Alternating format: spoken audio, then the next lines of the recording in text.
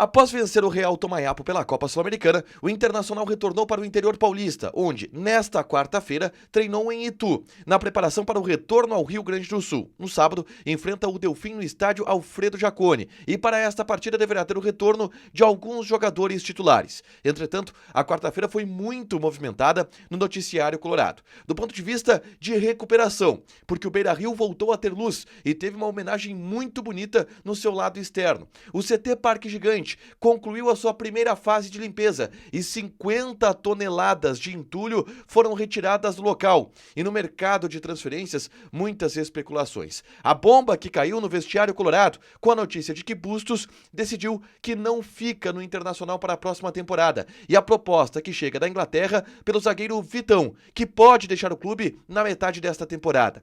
Esse é o Diário do Inter KTO desta quarta-feira, 5 de junho de 2024.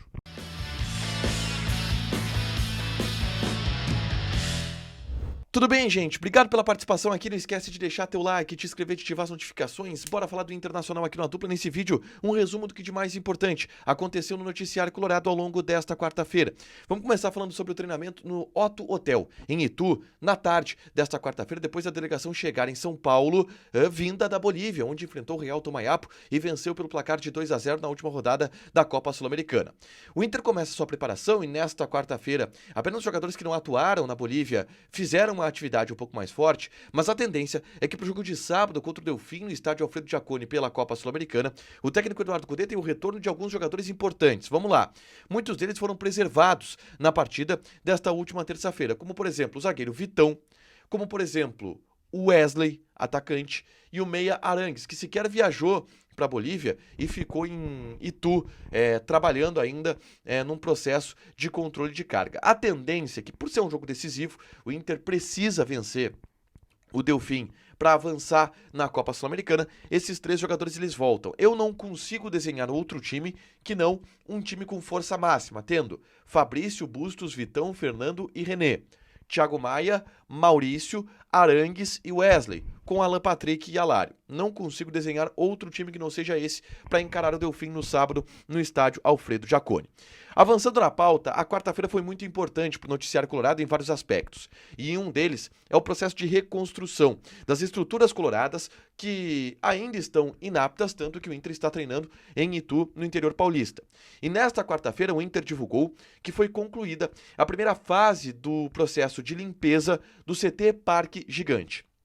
O CT Parque Gigante talvez tenha sido o local relacionado a futebol mais atingido no estado do Rio Grande do Sul nesta enchente, porque foi um CT que ficou absolutamente embaixo d'água. O CT Parque Gigante ele virou rio, com a subida, com a elevação do nível do rio Guaíba. E agora a água finalmente baixou e se iniciou o processo de limpeza do CT Parque Gigante. O que o Internacional divulgou? Que esse processo de limpeza de lodo, de retirada de entulhos e separação dos entulhos, por exemplo, alguns equipamentos mais caros de academia foram para um processo de limpeza. Outras estruturas metálicas, eles foram para o processo de reciclagem, enquanto outros entulhos que não puderam ser recuperados, esses foram descartados em um aterro. O Inter ao todo descartou 50 toneladas de entulho no CT Parque Gigante. 50 toneladas de entulho. É muita coisa. E a partir de agora começa o processo de averiguação das estruturas para a reconstrução das estruturas no CT Parque Gigante. A expectativa colorada é que dentro de 90 dias o CT possa voltar a ser utilizado, ou seja, início de setembro, o que era o prazo anterior quando deu a enchente, há cerca de 30 dias atrás, se falava em 120 dias, agora falta 90. E a expectativa agora é por esse processo de reconstrução, que consiste em, principalmente, reconstruir os prédios da estrutura interna do CT, porque muitos deles foram abaixo, porque são feitos, por exemplo, de estruturas de drywall, que é uma espécie de gesso, uma estrutura que não é tão forte como um concreto, como algo mais sólido, e que acabou sendo levado por toda essa enxurrada. enxurrada por toda essa enchente. Então esse processo de reconstrução vai demorar, os campos vão demorar, as estruturas internas vão demorar para que o Inter possa voltar ao CT Parque Gigante. O prazo é do mês de setembro. Uma outra notícia positiva é no estádio Beira-Rio.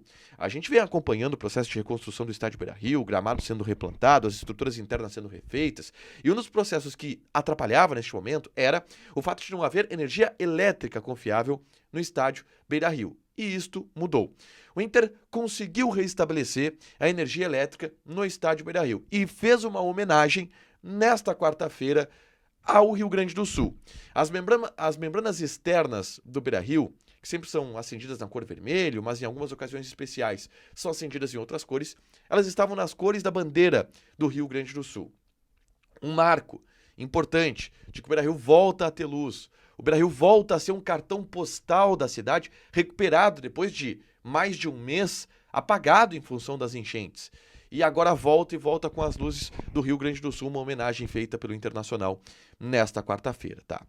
Avançando na pauta, eu quero ir agora para o noticiário que talvez seja um pouco polêmico, tá? Porque envolve mercado de transferências. E a grande bomba que caiu na tarde desta quarta-feira no bastidor do estádio Beira-Rio envolve o lateral direito Fabrício Bustos. Porque a informação que vem do pessoal do Revista Colorada, que apurou junto a pessoas próximas ao jogador, aponta que Bustos decidiu que não quer ficar e que vai sair do Internacional ao final do ano.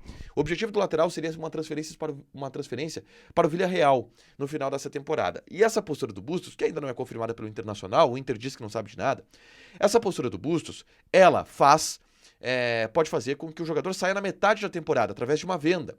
O Villarreal paga um valor para o Inter antecipa a saída do jogador, sabendo que vai perder ele de graça no final do ano. É um movimento que pode acontecer. Eu dou detalhes sobre isso nesse vídeo aqui, tá? Mas, aos poucos, começa a fechar um quebra-cabeça de que o Bustos, de fato, está complicando a renovação e não quer ficar. O Inter garante que tem uma situação tranquila dentro de um gatilho contratual com o lateral. Mas o imbróglio, pelo menos, está tomado. E a direção do Inter vai ter que se manifestar a respeito do assunto. Eu falo sobre isso nesse vídeo aqui. É só clicar para assistir, tá? E a outra notícia dessa quarta-feira, ela veio do centro do país, depois teve uma confirmação aqui no Rio Grande do Sul, tá? Que envolve o zagueiro Vitão. O pessoal do centro do país apurou, pessoal do UOL, que Vitão está despertando o interesse do West Ham, da Inglaterra. O West Ham ia contratar o Robert Renan, desistiu, foi tentar o Fabrício Bruno, zagueiro do Flamengo. O Fabrício Bruno não quis ir para o West Ham e agora o West Ham está tentando o Vitão. Esta é a informação que veio do centro do país, uma proposta oficial do West Ham estaria na mesa do Internacional. O que foi apurado aqui, tá? E o que se ouve aqui? O pessoal do Revista Colorada, por exemplo, apurou que a proposta do West Ham é de 8 a 12 milhões de euros, tá? É de 8 milhões de euros, perdão. Mas o que o Inter está pedindo é 12 milhões de euros. A informação que eu tinha é que o Inter, por 10, aceitaria vender o Vitão. A grande dúvida é em relação ao percentual que o Inter possui do Vitão em um contrato de gaveta que não foi anunciado ainda. O Inter tem um pré-contrato assinado com o Vitão, que termina o seu vínculo com o Shakhtar na metade desse ano. E tem este pré-contrato assinado com o Vitão que determina o percentual do Inter, o percentual do Vitão, tá? E esse percentual não foi divulgado ainda. A questão é, com quanto o Inter ficaria em uma possível venda, por exemplo, de 10 milhões de euros, de 12 milhões de euros? Esta é uma dúvida.